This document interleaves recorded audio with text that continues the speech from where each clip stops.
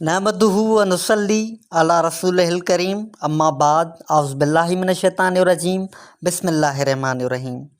जनाब सदर, काबिल कदर मौजूद उस्ताद साहिबो ऐं प्यारा हमसफ़र शागिर्द साथियो, अस्सलामु अलैकुम।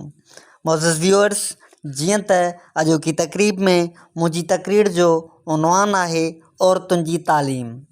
मौजूद व्यूअर्स, मां पंहिंजी तक़रीर जो आगाज़ उर्दू जे हिन शेर सां कंदुसि।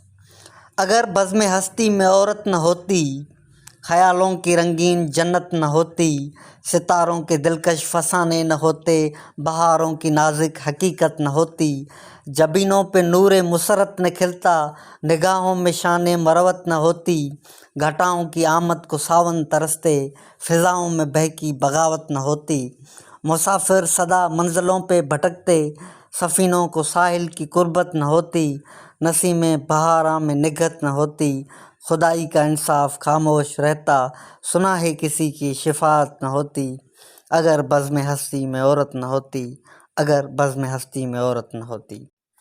मौजूद व्यूअर्स, दुनिया जी अधु आबादी औरतुनि ते मुश्तमिल आहे, मगर उन्हनि मां केतिरियूं ई मर्दनि जे हिन बदमाश मुआशिरे में महदूद बनायूं वयूं आहिनि।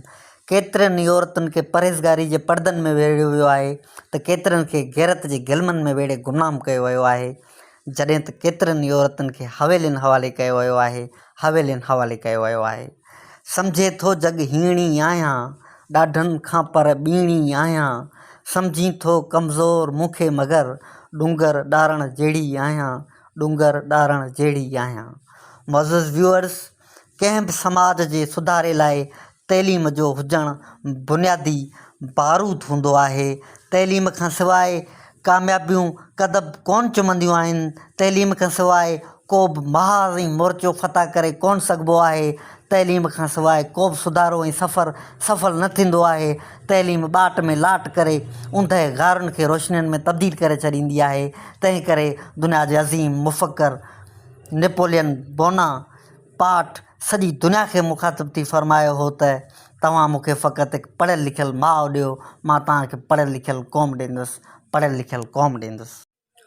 कौन हो तुम, सर का ताज हो तुम, ज़िम्मेदारी हो तुम, इज़्ज़त का निशान हो तुम, मोहब्बत की पहचान हो तुम, जन्नत की सरदार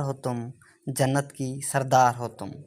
मौजूद व्यूअर्स, दुनिया जूं केतिरियूं ई अज़ीम औरतूं तालीम जे ज़ेवर सां मालामाल थी पंहिंजो लाज़वाल ऐं बाकमाल किरदारु अदा करे तारीख़ जे वर्कनि में अॼु बि चमकी रहियूं आहिनि। ऐं उन्हनि अज़ीम औरतुनि पंहिंजे लगन ऐं महिनत सां मुआशिरे में पंहिंजी ख़िदमत जा अणमिट ओञाण छॾिया आहिनि। ख़ल्क़ जी ख़िदमतुनि जो बुरजस्तो नालो मदर टेरेसा हुजे या सियासी दुनिया जी इंदिरा गांधी, ग़रीबनि, यतीमनि ऐं मिसकीननि जी मसीहा बर्तानिया जी लेडी डायना हुजे या जर्मनी जे अंधनि, ॿोड़नि ऐं गूंगनि जी तइलीम लाइ ॾिया रोशन कंदड़ हेलन केलर, सियासत जी देवी बेनज़ीर भुट्टो ऐं फ़ातिमा जिन्ना हुजे या बांग्लादेश जी हसीना वाजिद, सभिनी पंहिंजे पंहिंजे लिहाज़ खां क़ाबिले दाद किरदार अदा कया आहिनि। औरत कभी हवा, कभी मरियम, कभी ज़हरा, औरत ने हर दौर में कौमों को संभाला है।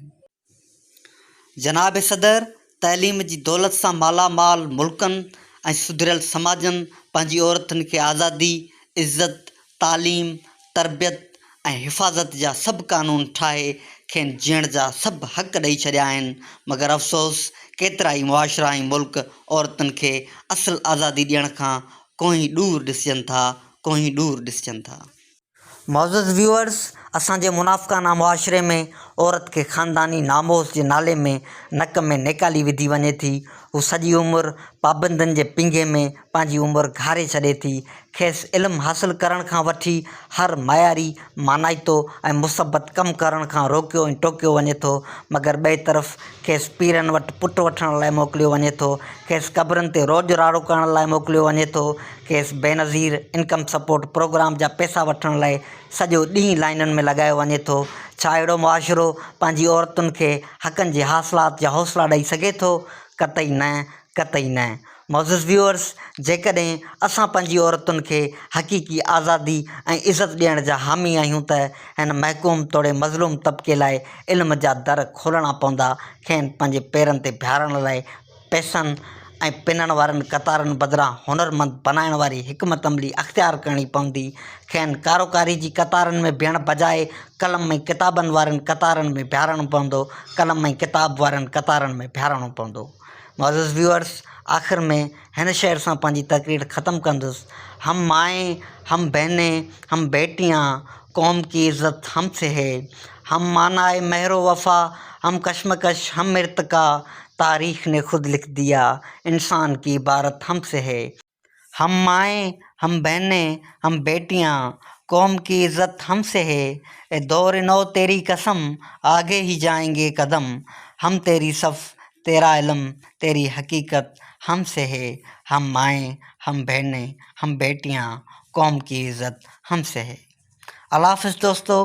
जेकॾहिं तव्हांखे वीडियो पसंदि आई त वीडियो खे लाइक करणु, कमेंट करणु ऐं चैनल खे सब्सक्राइब करणु न विसारिजो। असां सां जुड़िया रहिजो। मिलंदासीं हिकु नई वीडियो सां गॾु। अल्लाह हाफ़िज़।